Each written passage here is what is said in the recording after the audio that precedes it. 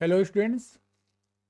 Last class में हम लोग देखे थे वेक्टर्स और इससे रिलेटेड टर्म्स को, इसके कॉन्सेप्ट्स को देखे, डिफरेंट टाइप्स ऑफ वेक्टर्स को भी देखे और भी रिलेटेड टर्म जैसे direction ratio, direction cosines, different type of vectors. ये सब करने के बाद अब उस पर रिलेटेड क्वेश्चंस को करना है।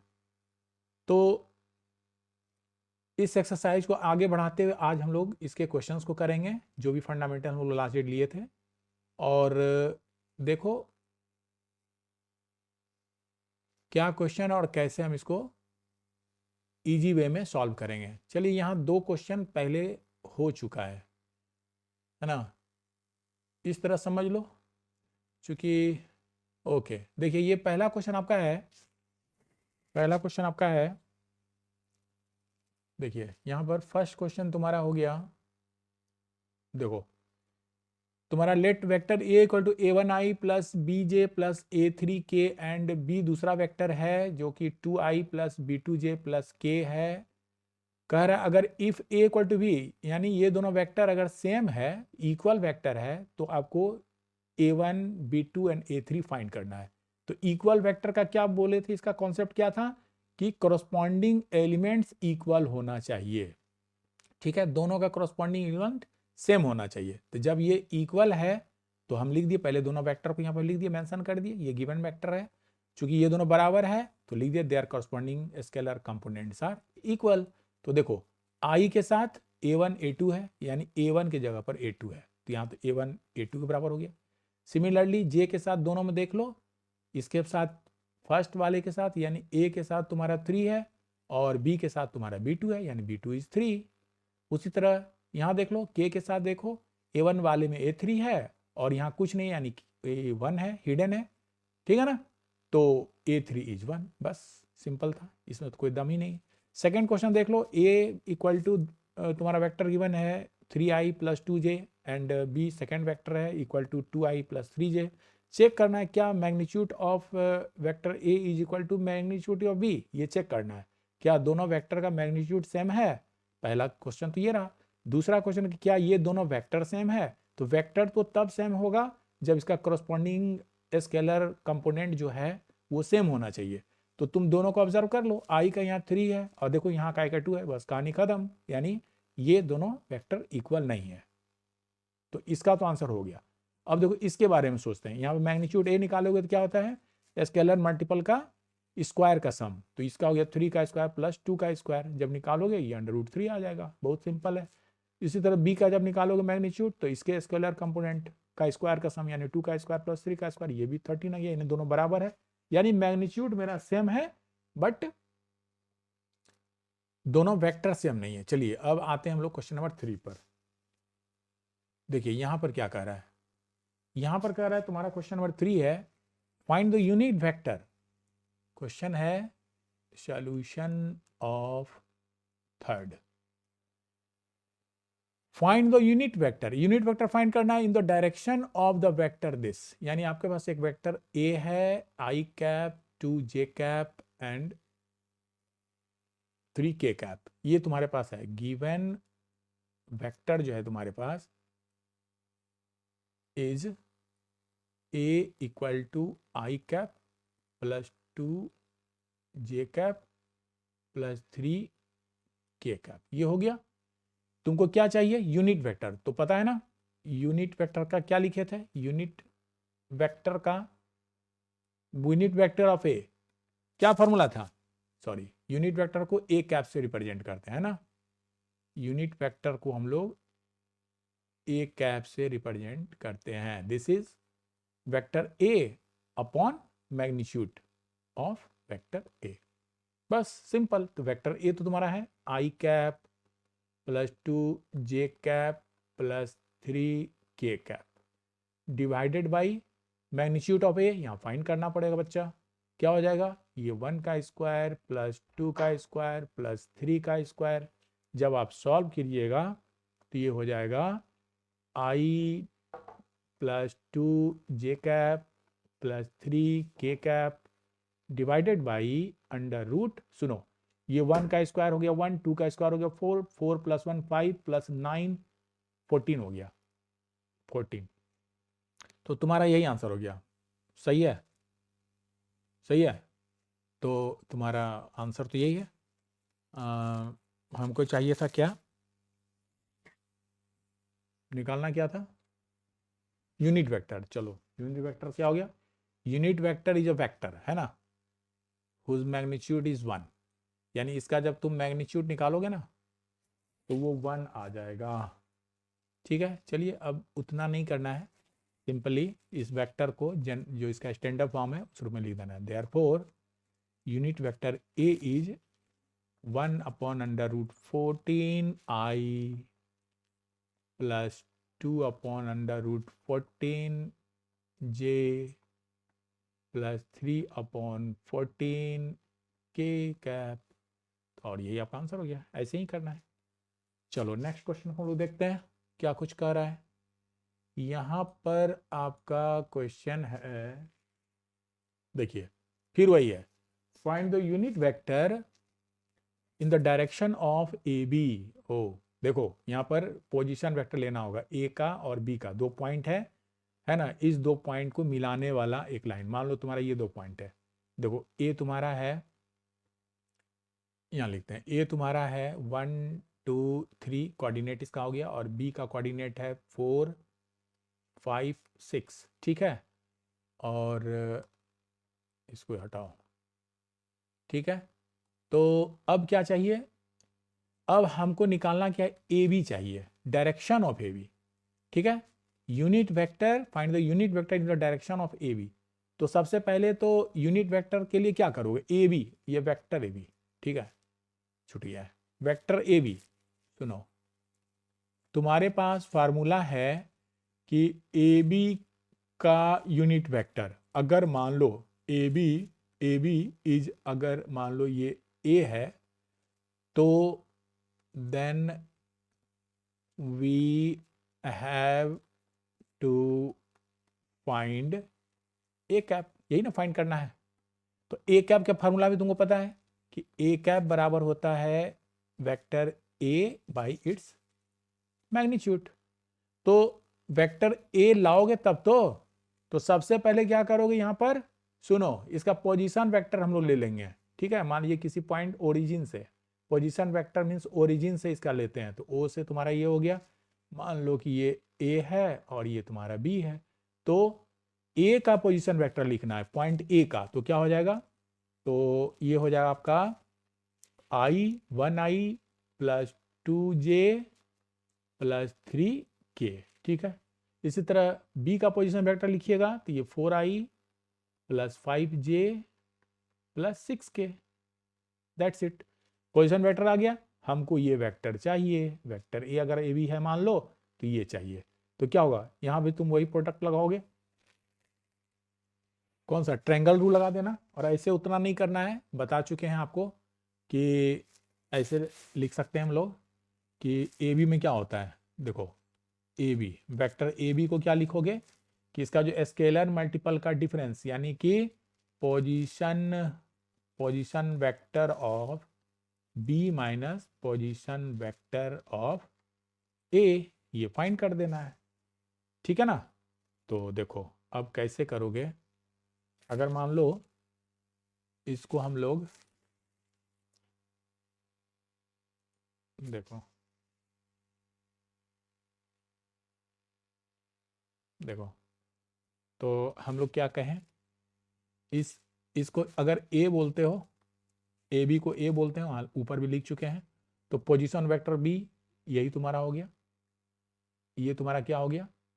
ओ ए हो गया इक्वल टू दिस, ये आपका ओ बी हो गया equal to this, means O A minus, sorry O B है ना, ओ बी माइनस ओ ए। चलो सीधे सीधे लिख देना, ये तुम्हारा हो गया ओ बी की जगह पर 4i cap plus 5j cap plus 6k cap में से घटा देना है ओ ए को, यानी i cap plus 2j cap plus 3k cap. तो कॉरस्पॉन्डिंग एलिमेंट को घटा देते हैं हम लोग, माइनस तो सिखाए थे, डिफरेंस ऑफ टू वेक्टर बताए थे ना, तो उसमें क्या है 4 माइनस 1 आई कैप, फिर प्लस 5 माइनस 2 जे कैप, फिर प्लस 6 माइनस 3 के कैप। तो ये तुम्हारा हो गया 4 में से 1 चला गया 3 आई कैप प्लस 3 जे कैप और प्लस 3 के कैप, ये तुम्हारा आ गया, ठीक है ना। तो यहाँ तो हम लोग ले लिए, ए निकल गया, क्योंकि फार्मूला में आपके पास ये जो फार्मूला है, ये जो फार्मूला है इस फार्मूला के अकॉर्डिंगली चलना है, यानी ए वेक्टर हम लोग फाइंड कर लिए, अब मैग्नीट्यूड ऑफ ए निकालना है। तो यहाँ पर magnitude of A is under root 3 का स्क्वायर प्लस 3 का स्क्वायर प्लस 3 का स्क्वायर, मतलब आई जे के कॉरस्पॉन्डिंग जो स्केलर कंपोनेंट है उसका स्क्वायर का सम कर दिए। तो 3 स्क्वायर इज 999, ठीक है, तो ये 27 हो गया, ठीक है। तो बस 27 जब आ गया ये तो तुम्हारा ठीक है। अब क्या करना है, अब आपको करना क्या है, देखिए इसको ऐसे भी लिख सकते हैं, देखो इसको लिख सकते हो 9 इंटू 3, 9 का 3 हो गया under root 3, therefore unit vector of A यही फाइंड करना है। तो this is vector A by magnitude of vector A, means vector A में क्या है, देखिए ऊपर ही आपका है ना, वेक्टर ए में ये है, मतलब 3 आई कैप प्लस 3 जे कैप प्लस 3 के कैप बाई 3 रूट 3। अब अलग अलग लिख दो, तुम्हारा आ जाएगा A unit vector of the unit vector of A B, तो हो जाएगा 3 बाई, चलो एक साथ कर रहे हैं, ठीक है, 3 बाई 3 ये तो कैंसिल हो जाएगा, तो बच जाएगा तुम्हारे पास 1 by root 3 I cap plus यहाँ भी कट गया 1 बाई 3 जे कैप, फिर 1 बाई 3 के कैप, एंड यही आपका आंसर हो गया, यही फाइंड करना था, ठीक है। चलो फटाफट कॉपी कर लो या स्क्रीनशॉट ले लो, ठीक है ना।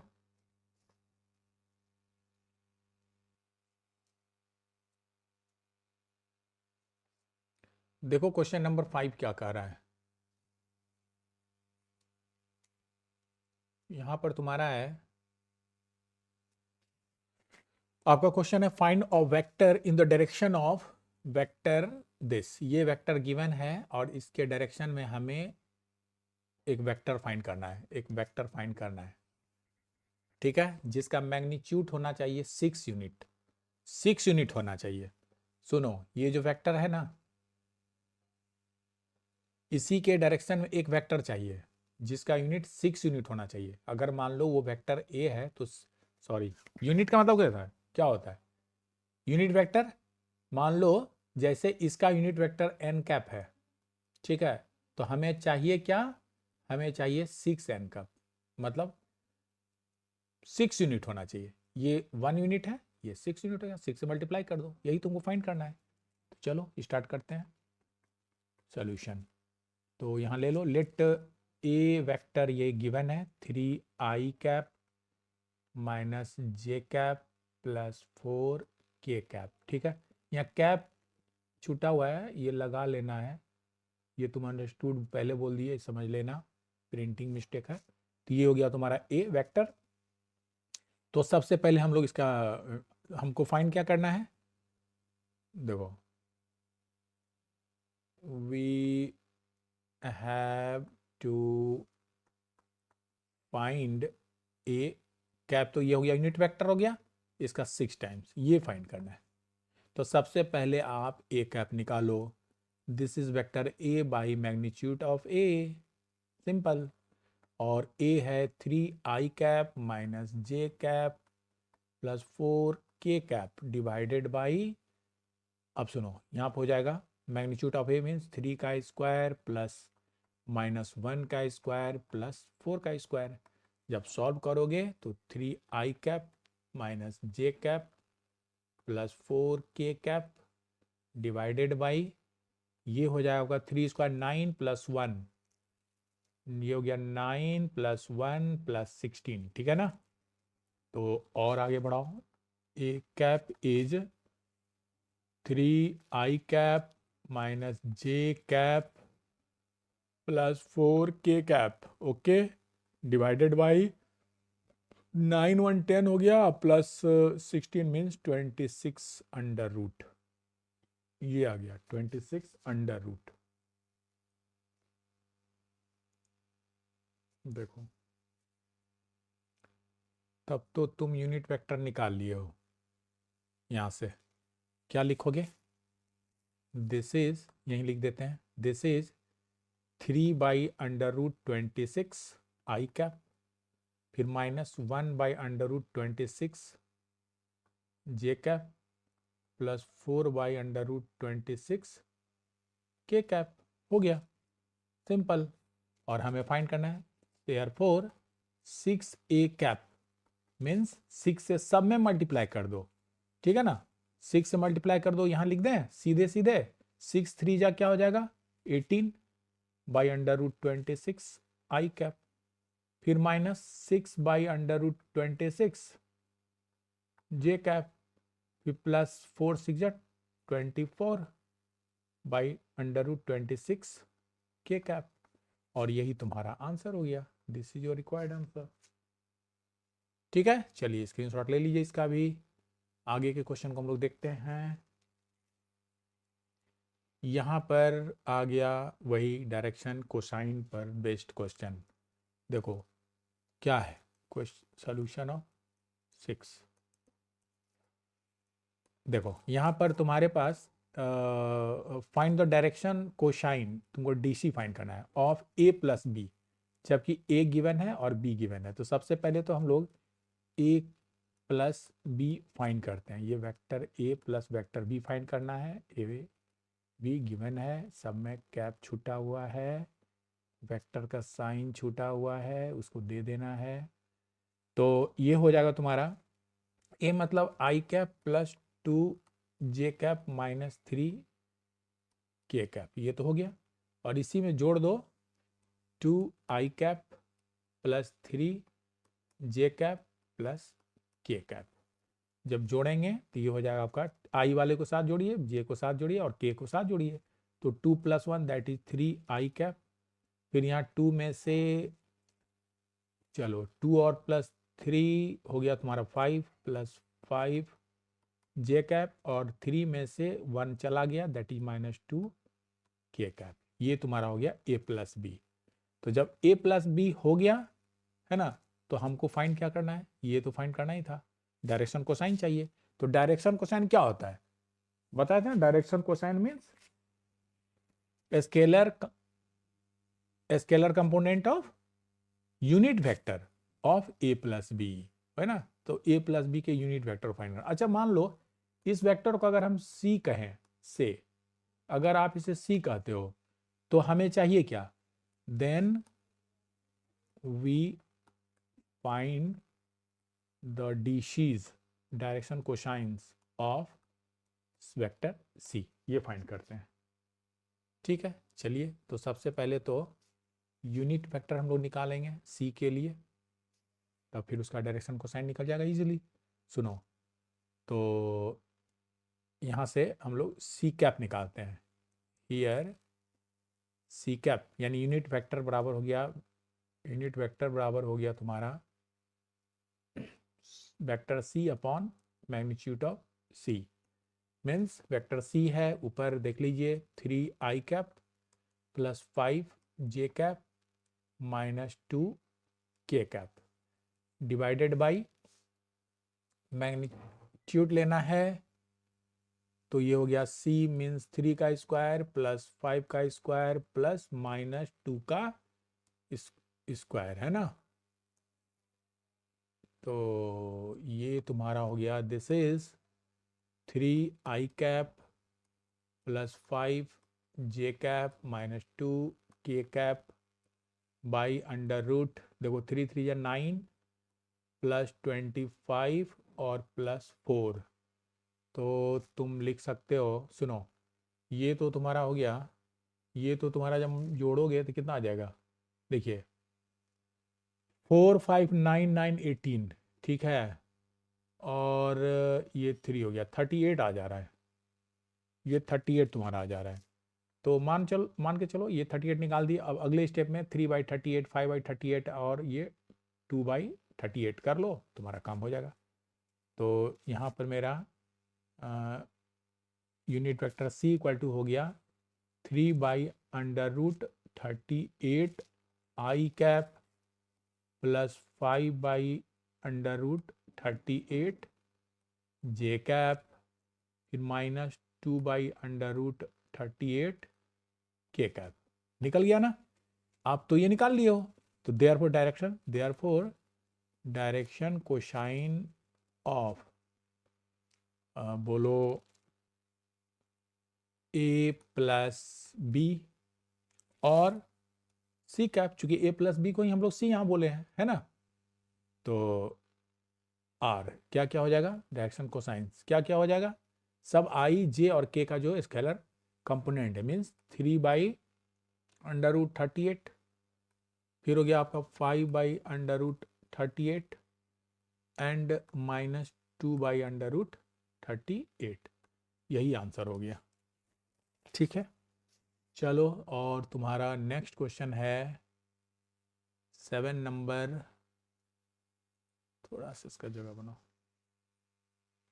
देखो तुम्हारा 7 नंबर क्वेश्चन क्या कहता है, पढ़ लो ठीक से, फिर और भी टॉपिक को हम लोग देखेंगे। देखिए यहाँ पर है फाइंड द डायरेक्शन रेशियो, यानी DR भी चाहिए एंड DC भी चाहिए, डायरेक्शन कोसाइन भी चाहिए ऑफ द वेक्टर दिस, यानी R वेक्टर है 2I cap 3J cap and K cap, ये है, इसका हमको direction cosine and direction ratio चाहिए। तो डायरेक्शन रेशियो तो जो गिवन वेक्टर तुम्हारे पास है R is 2I cap plus 3J cap plus K cap, ठीक है। तो ये तुम्हारा हो गया। तो चाहिए क्या, डायरेक्शन रेशियोज, तो ऐसे ही लिख देंगे, इट्स डायरेक्शन रेशियोज आर, क्या हो जाएगा, तो सुनो, इसके I J K का स्केलर जो कंपोनेंट है, तो कौन कौन हो गया, 2 3 एंड 1 हो गया, ये तो आंसर हो गया। दूसरा हमको चाहिए डायरेक्शन कोसाइन ऑफ दिस, है ना, for direction cosines of vector R, है ना, at first we find R का यूनिट वेक्टर फाइंड करना पड़ेगा, ठीक है। तो चलो स्टार्ट करो। R कैप बराबर क्या हो जाएगा, तो vector R by magnitude of vector R, तो ये तुम्हारा वेक्टर R है 2I cap plus 3J cap plus K cap divided by √2 का स्क्वायर प्लस 3 का स्क्वायर प्लस 1 का square, that is 2I cap plus 3J cap plus K cap divided by √3 3 9 plus 4 plus 13 हो गया ना, और ये हो गया 14, √14 आ गया, ठीक। और यहाँ से हम लोग लिख सकते हैं देयरफॉर ये R कैप जो तुम्हारा है, रुको थोड़ा सा साफ करते हैं इसको, ये जो R कैप है ये हो गया मेरा 2/√14 I cap plus 3/√14 J cap और प्लस 1/√14 K कैप। तो अब तो आ गया ना, R ये जो यूनिट वेक्टर है इसका ही जो स्केलर कंपोनेंट है वही आपका वेक्टर R के लिए डायरेक्शन कोसाइन हुआ, ठीक है। तो लीजिए therefore its direction cosines R क्या हो जाएगा, इट्स मतलब किसका, R का, है ना, तो 2/√14 दूसरा हो गया 3/√14 एंड 1/√14। यही तुम्हारा आंसर हो गया। इस तरह से हम लोग इस क्वेश्चन को कर लिए। आगे हम लोग सेक्शन फार्मूला, स्केलर और dot product, projection of A on B, scalar product and property देखना है, वेक्टर एंड क्रॉस प्रोडक्ट देखेंगे। फिर और भी है, vector product ortho normal vector triad के लिए क्या होगा, vector product in term of components क्या होगा, ये सब चार चीज़ों को देखेंगे। तो हम लोग इसे नेक्स्ट क्लास में करेंगे। आज के लिए इतना ही। तो आपको सारे क्वेश्चन को एक बार खुद से बना लेना है और सबका स्क्रीनशॉट ले लो, प्रैक्टिस करो, फिर मिलते हैं अपने नेक्स्ट क्लास में। ओके, आज के लिए इतना ही।